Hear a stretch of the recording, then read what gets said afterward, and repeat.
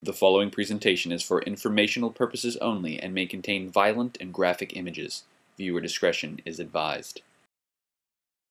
In order to survive the imminent apocalypse, we must first understand what exactly we are dealing with. Zombies, the undead, the living dead, no matter what we call them, pose the single greatest threat to all of mankind. A walking plague that feeds on the living in a constant thirst for flesh, with every intention on wiping humanity from the face of the planet.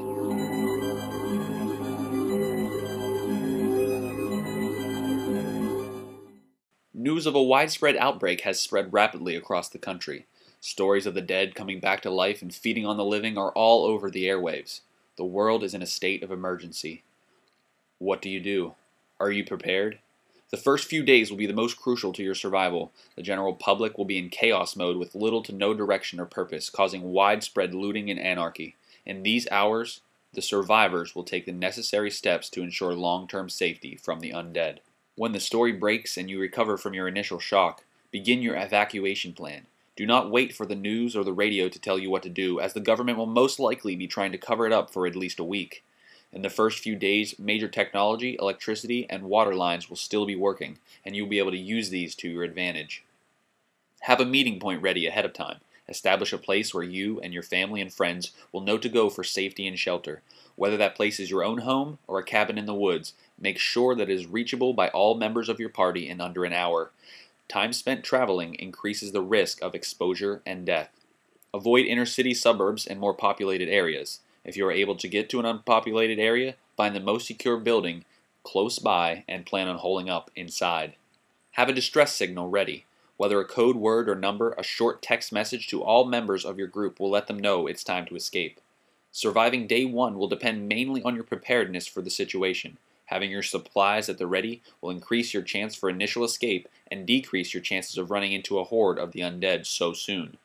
The following items will be essential to have on hand prior to the start of the oncoming apocalypse.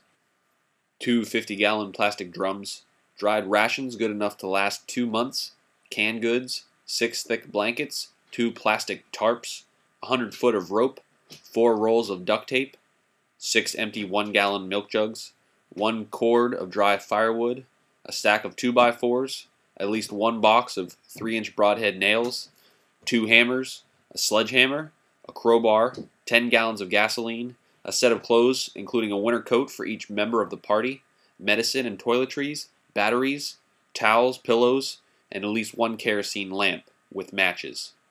Weapons essential to have on hand nearby, at least 1 Swiss Army knife for each member, a machete, a hunting knife, a chainsaw, guns of any kind but preferably a bolt-action rifle or a shotgun, a compound bow with plenty of broadhead arrows, and ammunition for each gun, at least 500 rounds each. If you have most of these supplies ready ahead of time, there will be no delay in reaching your safe zone. Do not delay or wait for other members. Get to the safe zone and wait for their arrival. Surviving day one is mainly about staying inside and letting the unprepared become dinner instead of you. Once you arrive at your safe zone, begin fortifying your position. As the rest of the party arrives, they will help finish the job. Make it as secure as you possibly can. If you can't get out, they can't get in. If you have made it this far, day one is almost over. Don't forget to rest. Day two is just as important to the survival of your group.